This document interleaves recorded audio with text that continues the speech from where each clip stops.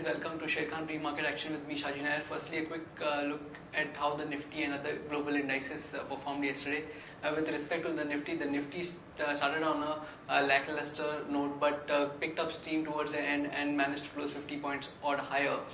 With respect to the flows, the FI's flows were negative to a tune of 2181 crores, whereas with respect to the domestic institutional investors, they were positive to a tune of 178 odd crores. And now moving over to the top gainers and the top losers, the top gainers of the Nifty 50 were Tech Mahindra, Tata Motors, and BPCL, whereas the top losers on the Nifty were Ultratech, Hindalco, and Ultratech and Hindalco. And now moving over to the European indices, were positive yesterday. The CAC was up around 0.9%, DAC was up 0.84%, the FTSE was up around more than 1%, and also the Dow Jones continued to close at record high levels, was up 0.6% yesterday. With respect to the Asian markets today, the Asian markets are trading slightly weaker or around flattish. Nikkei was down about 0.2%, Hang Seng around 0.1%. They are trading flattish. They are bracing ahead of the. They are bracing up for the Fed meeting outcome, wherein there is an expectation of a 25 basis point hike in interest rates this year. Towards the whole of the year, we did not see any hike, but today we may see a 25 basis hike coming by the Fed. So that's it from the initial section of the pre-market action, and now over to the derivative update. Let's have an update on derivatives now. First of all, Nifty yesterday added 5.22 lakh shares in open interest, with open interest now standing at 1,88 lakh 59,000 shares. PCR is now at 1.09 versus 1.07, up a couple of percentage yesterday.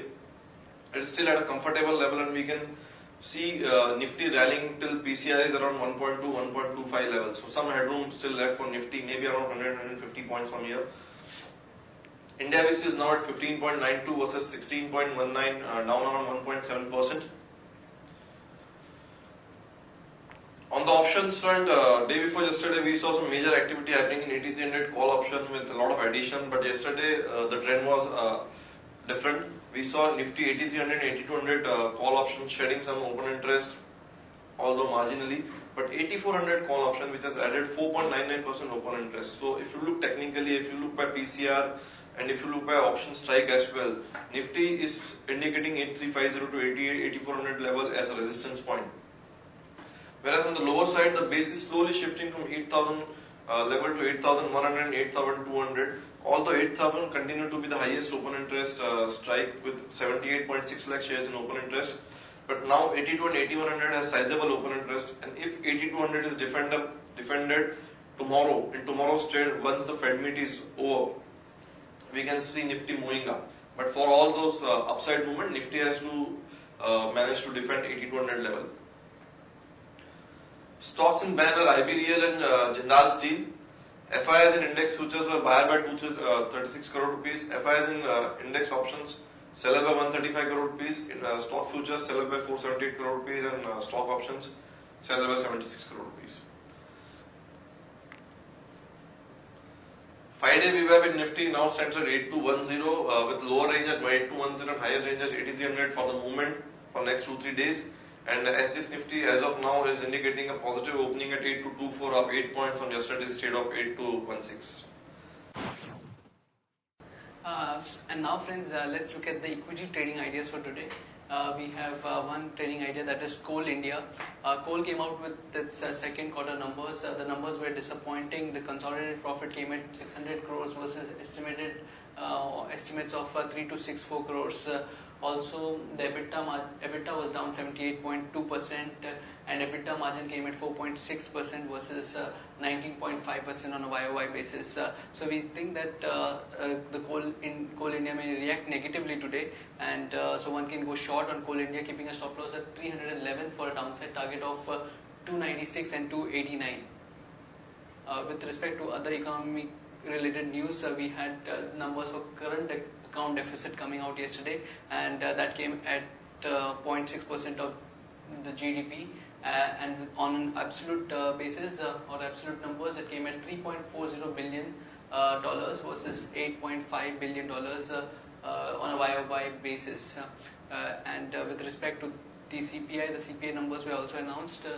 That came at 3.63% versus 4.2% for October.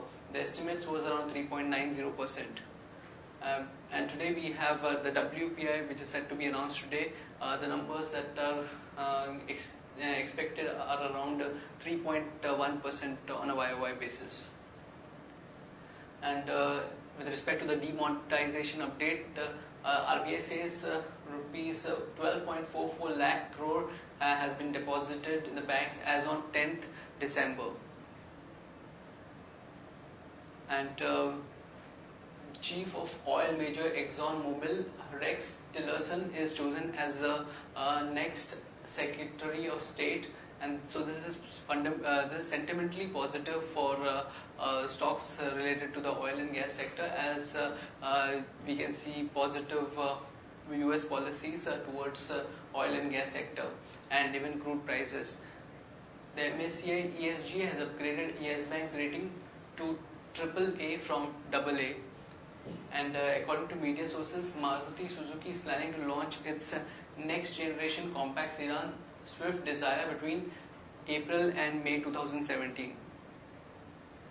And Tata Motors has changed its strategy towards the compact car Bolt, and has now started to sell the car to car aggregators the cab aggregators, that is Ola and Uber. The sales to cab aggregators is likely to boost their volumes. And TCS shareholders vote in favor of removal of Mystery as director. And with respect to Time Technoplast, the board approves fundraising of to the tune of rupees 149.9 crores on a preferential basis at a cash price of 93.58 rupees per share. And Tata Sons yesterday bought 5 crore shares of Tata Motors 1.7% equity. And Thomas Cook board approves issuing non-convertible debentures worth rupees 300 crores. And Gujarat Ambuja Exports to buy up to 17.1% equity shares at rupees 95 per share. And with respect to Wokhart, UK health regulator has confirmed that the Daman-based manufacturing facility complies with good manufacturing practices. And Bajaj Electricals has forged a strategic alliance with UK-based firm GOI to create innovative light products and solutions. And Sun Pharma has got a US FDA approval for Hello Bestol cream used for dermatological purposes. And also Novartis has got a US FDA approval to treat herpes virus infections. On news relating to DLF may split 40% sale in commercial property arm between GIC and Blackstone. And government is weighing stake in Engineers India Limited, MRPL, Nimaligarh Refinery. And Omkar Specialty gets process patent for chemicals used in pharma industry. And Mandhana Retail Ventures to list today after demerger from Mandhana Industries. And Asian Oilfields gets letter of acceptance for contract from Oil India worth rupees 63.7 crores. And KRBL commissions Furfural alcohol plant in Punjab according to Reuters. And Jindal Steel gets operation date for Unit 4 of plant at Tamnar. Some important numbers that would be announced today. We have consensus for two of them. National Aluminium is expected to report around 181 crores of profit, whereas Jagran Prakashan is expected to report around 83.2 crores of profit.